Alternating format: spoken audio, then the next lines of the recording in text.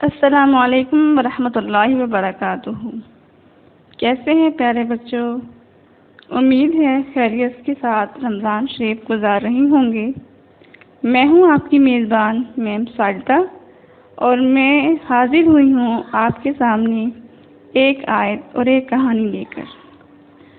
بچوں، آج جو آیت ہے وہ آیت یہ ہے، واللہ یحب المطہرین، اور اللہ تعالیٰ پسند کرتا ہے خوب پاک صاف رہنے والوں کو۔ پیارے بچوں، حمزہ اور نعمان دو گہرے دوست ہیں۔ دونوں ایک ہی اسکول میں ایک ہی کلاس میں پڑھتے ہیں۔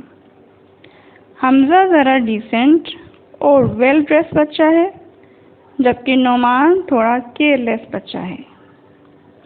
اس کو اپنے نفع نقصان کا ذرا احساس نہیں ہوتا۔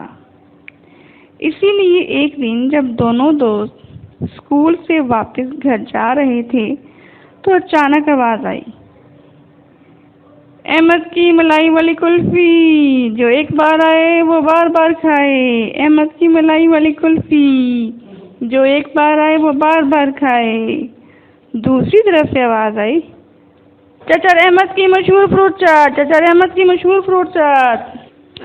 یہ آوازیں سن کر بہت سے بچے ان ریڑھی والوں کی طرف دوڑے۔ کچھ کلفی لینے کو دوڑے اور کچھ فروٹ چاٹ کھانے کو۔ یہ منظر دیکھ کر نعمان سے صبر نہ ہو سکا، وہ بھی لپکا اور لگا فروٹ چاٹ کھانے۔ بعد میں اس نے کلفی بھی کھائی، حالانکہ بیچارہ حمزہ سمجھا بھی رہا تھا کہ یار چھوڑو تم، یہ گندی فروٹ چاٹ ہے، پتہ نہیں ان لوگوں نے اپنے ہاتھ بھی صابن سے دھوئے ہیں یا نہیں، اور تم یہاں ہاتھ کہاں صاف کرو گے؟ دیکھو تو صحیح تمہارے کتنے گندے ہاتھ ہیں، جگہ جگہ تو اینک لگی ہوئی ہے، تو تم کیسے کھاؤ گے؟ تو تم گھر چلو اور نماز کے بعد گھر کا بنا ہوا لنچ کرنا، جو تمہاری ماما بنا چکی ہوں گی۔ لیکن بچوں، نعمان باز نہ آیا۔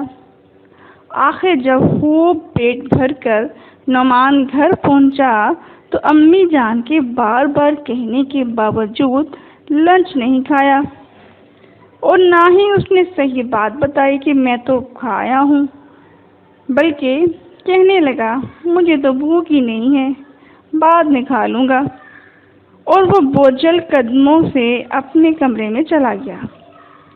لیکن پیارے بچوں، یہ کیا؟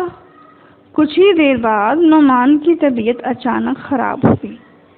اس کو وامٹنگ ہونے لگی اور سر چکرانے لگا، اور آہستہ آہستہ بخار بھی ہو گیا۔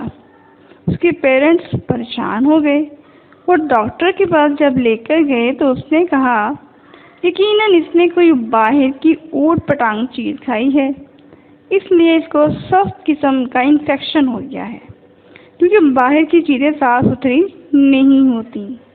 ڈاکٹر نے سختی سے منع کیا کہ آئندہ اپنے بچے کو باہر کی چیزیں مت کھانے دیں، ورنہ اس کا مزید انفیکشن بڑھ سکتا ہے، اور اس کو ابھی تو انجیکشن لگا ہے، بعد میں اس کو ڈرپ لگ سکتی ہے۔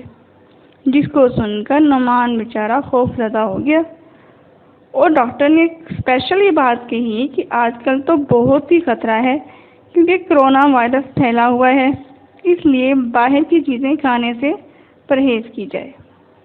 دیکھا پیارے بچوں، آج کی کہانی سے ہمیں کیا سبق ملا؟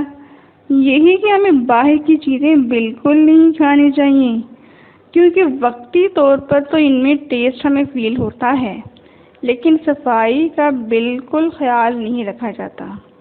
ہمیں کیا بتاؤ، وہ لوگ بسم اللہ پڑھتے ہیں، اپنے ہینڈ واش کرتے ہیں یا نہیں کرتے، یا صفائی کا جو ان کا نظام ہے وہ صحیح ہے بھی یا نہیں ہے، ہمیں تو نہیں پتہ نا، اور ہمیں تو یہ بھی نہیں پتہ وہ اپنے ہینڈ واش بھی کرتے ہیں۔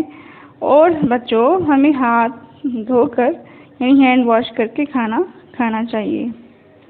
میں ایک جگہ پڑھ رہی تھی، بڑے علماء کے مطابق یہ لکھا تھا کہ باہر کی چیزیں کھانے سے چہرے کا نور ختم ہو جاتا ہے، یعنی جب انسان مسلسل باہر کی چیزیں کھاتا ہے تو چہرے پر ایک خاص جو نیچرلی روشنی ہوتی ہے نا، برائٹنیس ہوتی ہے نماز پڑھنے کی وجہ سے، قرآن پڑھنے کی وجہ سے، پیرنٹس کی بات ماننے کی وجہ سے، یعنی جو انسان نیکیاں کرتا ہے بچوں، اس کی ایک بڑی اچھی روشنی ہوتی ہے فیس پہ، تو وہ ختم ہو جاتی ہے، کیونکہ وہ جو ہم نے باہر سے کھانا ہم بار بار کھاتے ہیں اور زیادہ کھاتے ہیں، تو اس کی وجہ سے وہ نور آہستہ آہستہ ختم ہونا شروع ہو جاتا ہے۔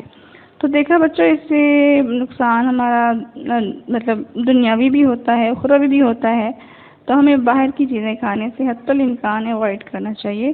امید ہے کہ آپ میری بات سمجھ چکی ہوں گی۔ Thank you.